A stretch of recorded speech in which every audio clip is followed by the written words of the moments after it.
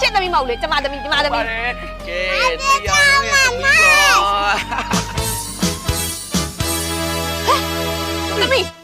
သမီးပေါ့သမီးယောက်ျားသမီးခေါင်းလုံးယောက်ျားအိမ်ပြန်ရောက်ယောက်ျားသမီးသမီးဒ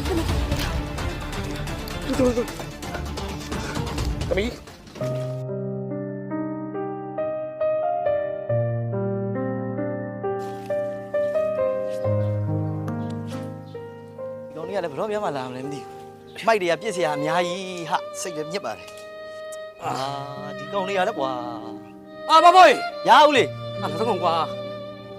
ဟိုအမိုက်လဲတိုးနေမိသားစုမင်းမတွေ့မိဘူး ဟုတ်တယ်ကျွန်တော်လည်းအဲ့ဒါပဲစောင့်နေတာအခုအိမ်မှာအမိုက်တွေကပုံနေပြီတရက်ဆောက်နဲ့ကျွန်တော်ကြားတော့သူသမီးလေးနေမကောင်းလို့ကြားတယ်ဒုက္ခပဲကွာငါလည်းဒီအမိုက်တွေကိုအမိုက်ကောင်တော့မပြစ်နိုင်ဘူးဟိုဒီကလို့မင်းအဲ့မိသားစုကိုတွေ့ငါပြောသမောင်ကွာပြောမယ်စိတ်ချကျွန်တော်လည်းပြစ်စရာတွေအများကြီးပြောမယ်ဦးလေးဟုတ်ကဲ့ဆရာရှိပါလေဆိုမှာ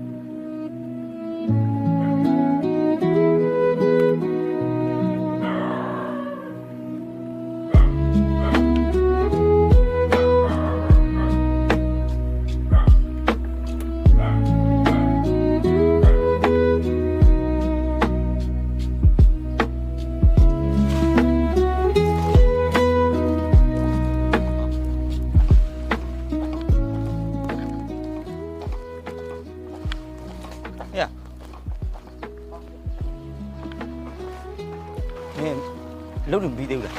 ဒီမှာလုံးလေးပြပေးပါတဲ့ဆိုငါပတ်သက်1000ပေးလို့အဲ့ဒါနဲ့ပြင်နေတယ်ငါမင်းအိမ်တော့မခဲ့သေးတယ်မင်းသမီးကတော်တော်ဖြစ်နေတာပဲကွာရဘာဖြစ်မှလည်းမသိပါဘူးကွာအေးရတယ်လည်းမထားနဲ့အဲ့လိုဖြစ်နေပါကလေးကိုလည်းကြည့်စားရမင်းသမီးတော်တော်လေးပိန်သွားရင်တော့ရအောင်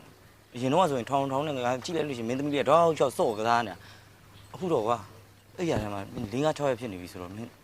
စိတ်ုံလေးစေကန်းလေးပါလေးပြပါလားကွာတကယ်ကြီးညလည်းကွာငါရဲ့အနေထားကိုလည်းကြည့်အောင်လေငါလည်းစေးုံစေးကနေပြချင်တာပေါ့ကွာပတ်စံမရှိတော့ရှိတဲ့ဈေးမီးတို့လေးနဲ့ပဲကုနေရတာပေါ့မင်းသမီးကိုငါကြည့်ရ